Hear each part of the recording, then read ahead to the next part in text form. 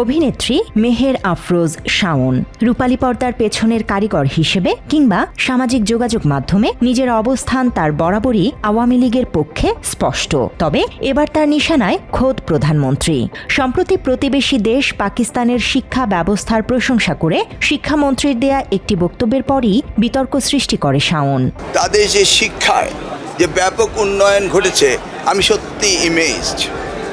তাদের শিক্ষা ব্যবস্থা অনেক অনেক এগিয়ে গিয়েছে।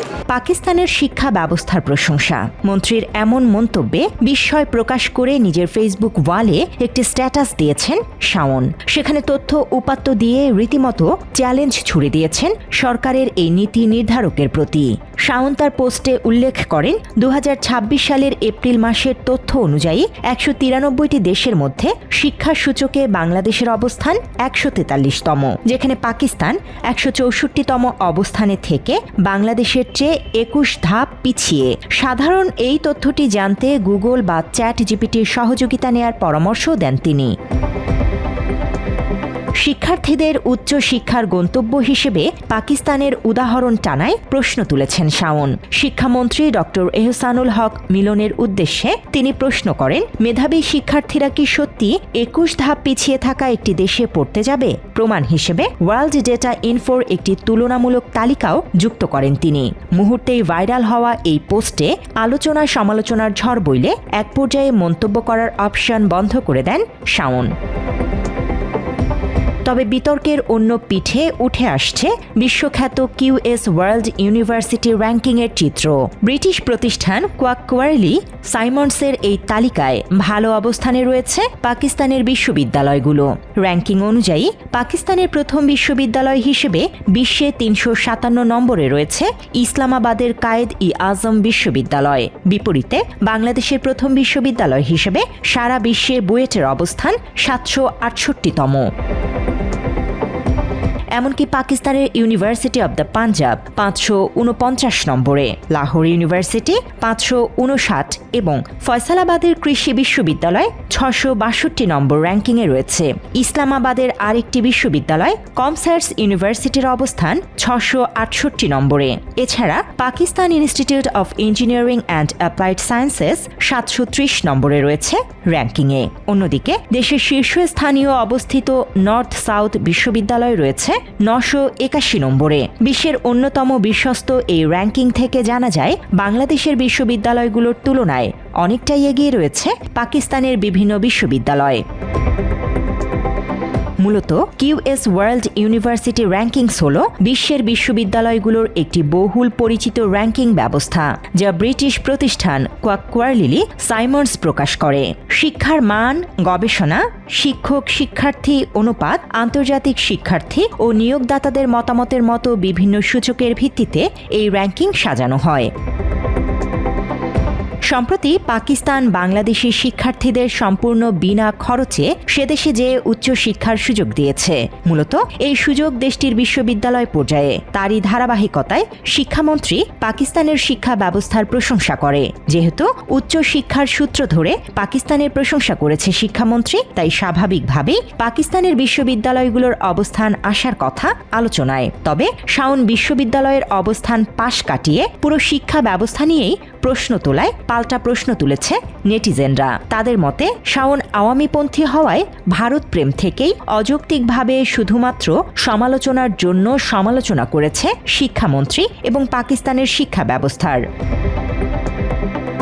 শাওন প্রশ্ন তুললেও পাকিস্তানে অধ্যয়নরত বাংলাদেশি শিক্ষার্থীদের অবস্থান ভিন্ন। তারা পাকিস্তানে উচ্চশিক্ষার পরিবেশ ও সুযোগ সুবিধা নিয়ে সন্তোষ প্রকাশ করেছে।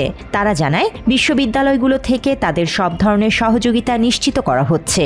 বিজ্ঞান চর্চা, গবেষণা এবং সেখানকার বিশ্ববিদ্যালয়ের শিক্ষার গুণগত মান নিয়েও প্রশংসা ঝরেছে তাদের কণ্ঠে।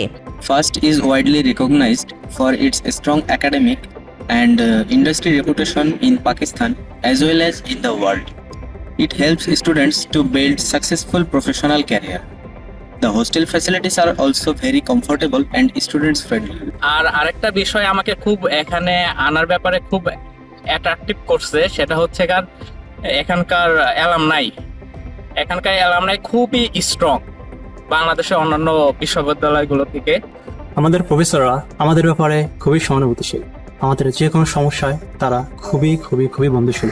তো তোমরা যারা উচ্চশিক্ষার এই সম্ভাবনাময় যাত্রায় পা রাখতে যাচ্ছ, তোমাদের সবাইকে ফার্স্টে স্বাগতম।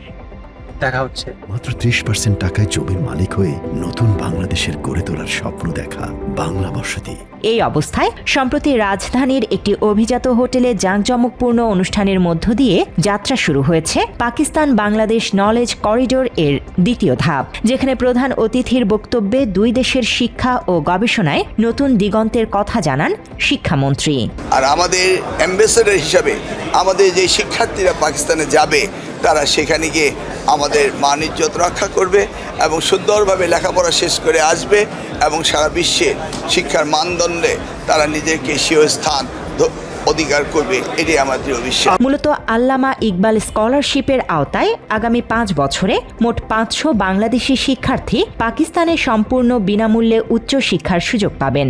আবাসন সহ পূর্ণ ফ্রি স্কলারশিপের এই সুযোগকে গবেষণার বড় ক্ষেত্র হিসেবে দেখছে সাধারণ শিক্ষার্থী ও অভিভাবকেরা। আমি অবশ্যই ভালো চোখে দেখছি, কারণ আমাদের লেখাপড়ার মধ্যে বিশ্বায়ন ব্যাপারটা অনেক বেশি জরুরি। আর যখন আমাদের সুযোগ থাকে বিদেশে যে পড়ালেখা করার, এনভায়রনমেন্ট ম্যাটার্স, তো এই জন্য আসলে আমার কাছে জিনিসগুলো অত্যন্ত চমকপ্রদ লাগে যে আমি আসলে বিদেশে যেতে চাই।